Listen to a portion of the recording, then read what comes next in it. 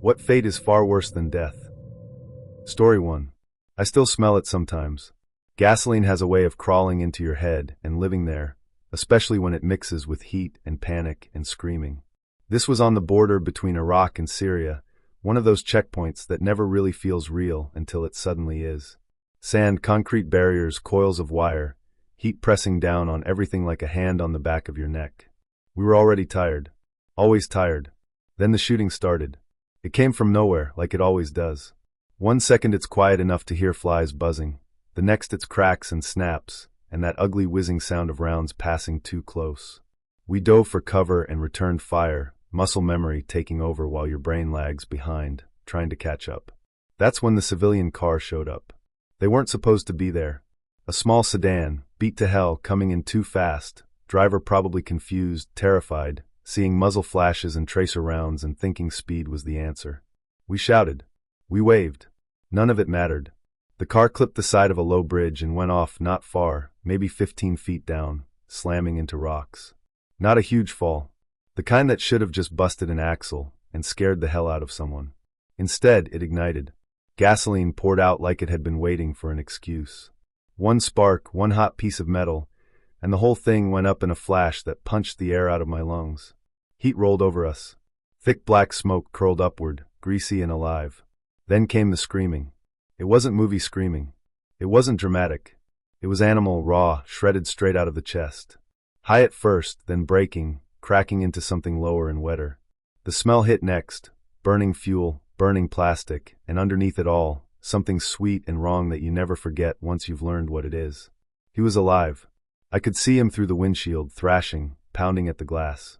Fire licked across the dash and wrapped around his legs like it was hugging him. He tried to open the door. Tried again. The handle must have been jammed. Everything was jammed. The flames moved fast, like they were excited. He was screaming in Farsi at first. I don't speak it, but I didn't need to. Pain sounds the same in every language. Then, as the minutes dragged on, because yes, it felt like minutes, his words changed. His voice dropped into English, broken and desperate. Help me. Please. Help me. He looked right at me. We made eye contact. Not once. Not twice. Multiple times. His eyes were wide, white showing all around, reflecting firelight. There was understanding there. He knew where he was. He knew what was happening. He knew we were soldiers with guns, and he knew what that meant. We were pinned down. Rounds snapping overhead, chewing up concrete, sending chips flying. Anyone who moved into the open was going to get shredded. Rescue wasn't an option. Running to him wasn't heroic. It was suicidal, and it wouldn't have saved him anyway. The fire was too far gone. I remember my hands shaking as I brought my rifle up. Not to shoot at the enemy. At him. Just one round. Center mass. End it. End the screaming. End the begging. End whatever hell he was trapped in. It felt logical in a cold, awful way. Merciful even. My squad leader saw what I was doing. Don't even think about it, he yelled, grabbing my shoulder. Focus on return fire. And that was it. Orders are orders. Training snaps you back into place. I lowered my rifle and fired down range, pretending the screaming wasn't still there, pretending the smell wasn't getting worse. Eventually, the screams stopped. Silence can be louder than gunfire. I didn't feel relief when he passed out. I felt hollow, like something had been scooped out of me and left behind. We pushed out hours later on a wide flanking maneuver, took out the shooters, did our job. By the time we came back through that checkpoint, the car was a blackened shell. Metal warped and sagging. Inside was what was left of a man, burned down to something unrecognizable. Just shapes and ash and the memory of eyes. He didn't die that day. I found out later, through interpreters, through whispers, through stories that move faster than official reports, that he survived. Barely. He lived another 10 years. 10 years of surgeries. Skin grafts. Infection after infection. Painkillers that stopped working. A life measured in hospital rooms and scars and mirrors he probably couldn't stand to look into. Story 2. They call it locked-in syndrome, which sounds clinical and almost polite, like a technical inconvenience. Like a door that won't open. What it actually is feels closer to being buried alive inside yourself. I learned about it in a lecture first, years ago. A slide on a screen. A diagram of the brainstem. A professor saying, almost casually, "These patients are conscious." I remember feeling uncomfortable, but in an abstract way, the way you feel about facts that don't touch your life yet. Then I became a nurse, and abstraction turned into eye contact. The first time I saw it in real life, I didn't know what I was looking at. The patient was lying still, body slack, mouth slightly open, breathing mechanically. If you didn't know better, you'd say coma. That's what everyone used to think. Coma. Vegetable. Nothing going on upstairs. But then his eyes moved. Not random. Not twitching. They tracked me as I walked across the room. Slowly. Deliberately. Following. You get good at reading people in healthcare. You learn the difference between reflex and intention. And those eyes were intentional. There was someone home. Locked-in syndrome usually happens after a stroke or brainstem injury. The wiring that connects thought to movement gets severed, but the thinking part stays cruelly intact. They can feel everything. They can hear everything. They can remember who they were before this bed, before this room, before the tubes and the machines. They just can't tell you. They can't speak. Can't nod. Can't shake their head. Can't lift a finger. Can't even turn away when you're doing something uncomfortable. Imagine being itchy somewhere you can't reach. Now imagine that itch is everywhere. Or inside your throat. Or deep in your ass crack. Imagine needing to piss so badly your teeth would be clenched, if you could clench them, but you can't signal it. You just lie there while your body does what it does, warm and humiliating, and someone cleans you up later like you're an object. People think pain is the worst part. It's not. Pain at least is obvious. Pain gets treated. What breaks them is the small stuff. The human stuff. I've seen patients tear up silently because a fly landed on their face and no one noticed. Because their nose itched. Because a sheet was twisted under their back just enough to drive them insane. Because a conversation was happening over their body about them, like they weren't there. He doesn't understand anyway, someone will say. He understands everything. We do tests sometimes. Blink once for yes. Blink twice for no. If they still have that control, and when they do, when you ask something simple, "Are you in pain?" and they blink, slow and deliberate, the room feels heavier. Because now you know for sure. Now you can't pretend. I had one patient who was young. Too young. Early 30s. Motorcycle accident. No helmet. His girlfriend visited every day at first. She'd sit by the bed, talk to him, tell him about her day. She cried a lot. He watched her cry. He couldn't reach out. Couldn't wipe her tears. Couldn't tell her he was still in there. Months passed. Visits got shorter. Less frequent. Eventually they stopped. He still watched the door. People don't talk about the sexual side of it, but it's there. Your body doesn't shut that off just because your muscles are broken. Desire still happens. Arousal still happens. And it's deeply confusing and deeply cruel. Your body responding in ways you can't control, can't act on, can't explain. Being cleaned by strangers while your mind screams embarrassment. Being stuck in a permanent state of exposure. You can't even kill yourself. You can't even beg properly. All you can do is think. Some patients live like this for years. Decades even. Trapped in routines they didn't choose. Fed through tubes. Bathed on schedules. Turned like rotisserie chickens to prevent bed sores. Their inner lives slowly diverging further and further from the body everyone else sees. And the worst part? Hope. Families cling to it. Doctors phrase things gently. He's stable. She's improving. Locked in doesn't look dramatic. There's no blood, no screaming, no visible agony. So people assume it's not that bad. That being alive is always better than not. But I've seen the eyes. I've seen the way they widen when you explain what's happening, when they realize this isn't temporary. That this might be it. That their mind is still sharp, still fast, still full of memories and desires and regrets, and it's all trapped behind a body that has become a prison. If hell exists, it doesn't need fire. It just needs consciousness without agency. Awareness without escape. A mind screaming into a void that looks exactly like a hospital room. Locked-in syndrome isn't dying. It's worse. It's surviving with nowhere to go. Story 3. People hear the phrase child sex trafficking, and their brain tries to protect them. It turns it into statistics. Headlines. Something that happens somewhere else. But when you strip away the distance, what you're left with is not a crime. It's a slow, deliberate erasure of a human being before they ever get to become one. Most people don't picture how it starts. They imagine chains and vans and movie-level villains. Sometimes it is violent abduction. More often it's hunger, loneliness. A kid who already learned that adults don't keep promises. A 12-year-old who runs away because home feels unsafe or school feels pointless, or because no one notices when they're gone for days at a time. Someone always notices eventually. They just don't notice for the right reasons. The first trafficker rarely looks like a monster. They look like help. They listen. They compliment. They buy food. They say things no one else ever said. You're mature for your age. You deserve better. I've got you. For a kid starving for affection or stability, that attention hits like oxygen. Then the rules change. It starts small. Favors. Boundaries nudged. You don't even realize they've been crossed until you're already past them. By the time the child understands what's happening, they're already trapped. Emotionally, psychologically, sometimes chemically.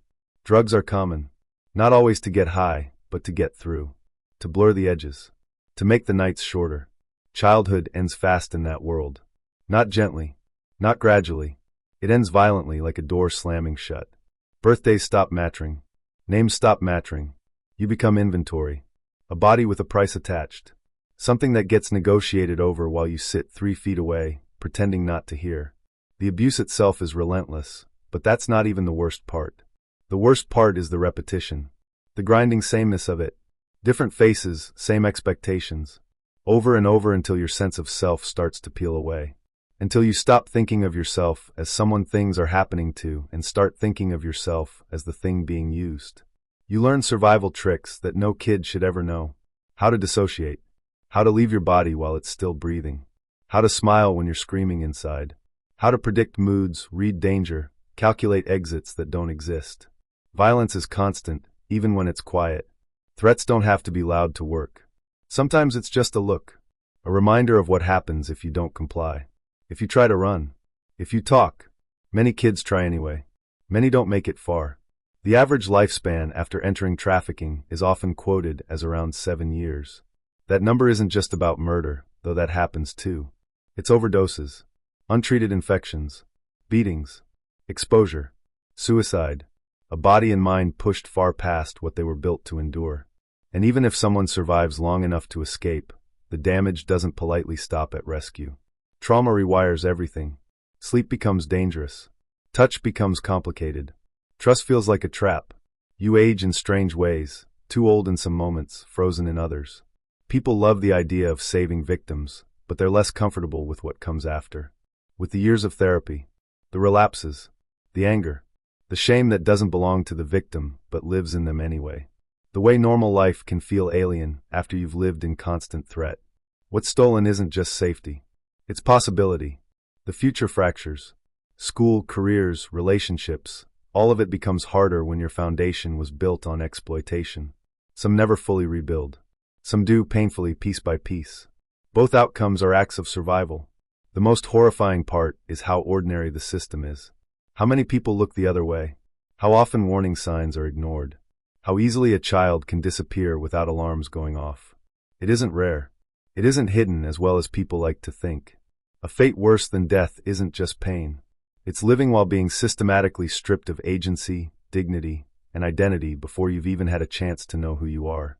It's surviving something that teaches you, over and over, that your body exists for other people and your voice doesn't matter. Story 4. I met him at the senior center, the kind of place that always smells faintly of coffee, disinfectant, and time. He was already old when I knew him, thin, upright in that careful way old men get when their bones don't quite trust gravity anymore. Always dressed neatly. Button-down shirts, clean shoes, hands folded like he was still waiting for a pulpit. Everyone called him pastor, even though he'd been retired for years. He had the gentlest voice I've ever heard. Not weak, gentle. Like he chose softness on purpose. The kind of man who asked how you were doing, and actually waited for the answer. The kind of man who remembered names. Birthdays. Stories you'd told him once months ago. One afternoon, when the center was quieter than usual, I asked him about his family. It felt like a safe question. Old people usually love talking about their kids. He smiled first. Then the smile slowly collapsed, like a structure giving way from the inside. I had 4, he said. 3 sons. 1 daughter. And then he told me what it meant to outlive them all. His daughter went first. Breast cancer. She was in her 50s, still working, still busy, still making plans. He talked about hospital rooms that smelled like antiseptic and fear, about holding her hand while machines beeped and her body slowly stopped cooperating. He watched his child shrink into the bed, watched pain hollow her out, watched the spark fade from her eyes.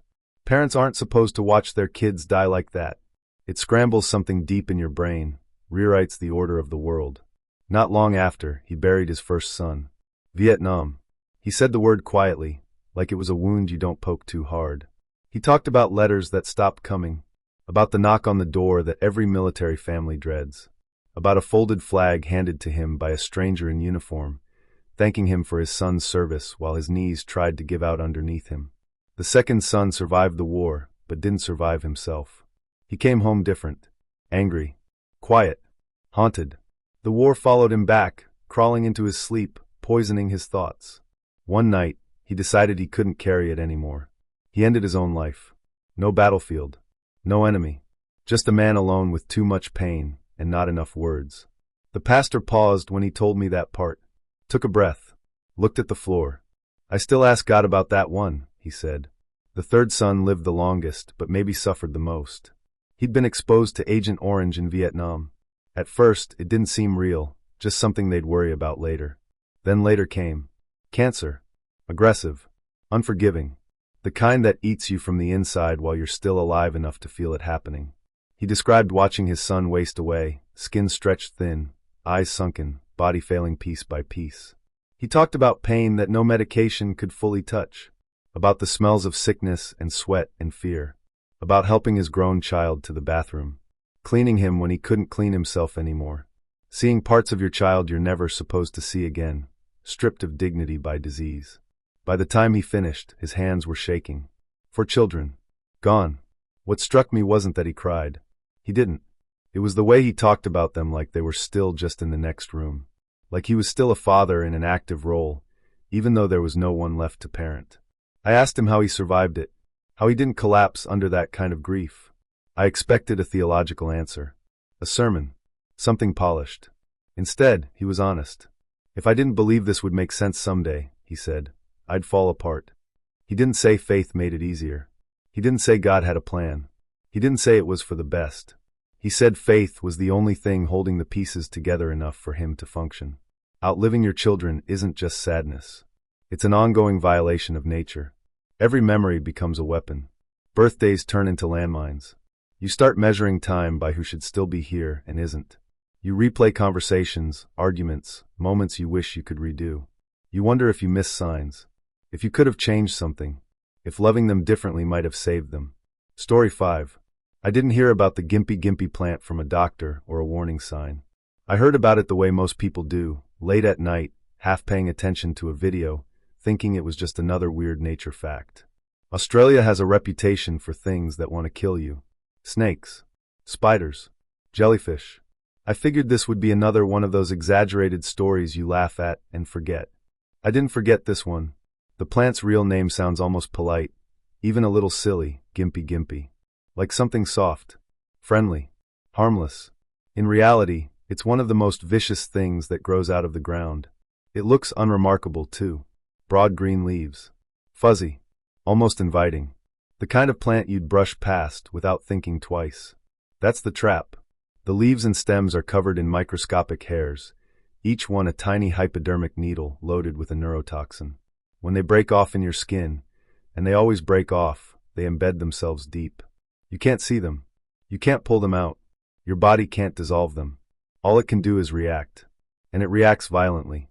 People describe the pain as electric, like being slammed into a live wire and held there. Like acid and fire and needles all arguing over which gets to hurt you more. The initial sting is bad enough to make grown adults scream, vomit, or drop to the ground. But that's just the beginning. The toxin doesn't fade quickly. It doesn't respect time. It doesn't care how tough you think you are. It hijacks your nerves and refuses to let go. Hours turn into days. Days stretch into weeks. Some people report flare-ups months later, even years, triggered by cold air, water, or pressure. A breeze across the skin can feel like being flayed. Imagine trying to sleep when every movement sets off agony. Imagine rolling over in bed and feeling like someone just dragged a blowtorch across your legs. Imagine not being able to shower because water feels like shards of glass hitting exposed nerves. Imagine being afraid of your own clothes touching you. Now imagine it's not just one patch of skin. There are stories of people falling into the plant, brushing their arms, their backs, Their faces. The hairs get everywhere. Under nails, into eyes, into sensitive places you really don't want to think about. Genitals. Armpits. Anywhere skin is thin and nerves are dense. Pain doesn't politely avoid private areas. It amplifies there. One account that stuck with me involved a man who used the leaves as toilet paper without knowing what they were. That kind of pain isn't just physical, it's obscene. There's no dignity in it. No clean suffering. Just raw, screaming nerve endings where your body is most vulnerable. People have killed themselves because of this plant.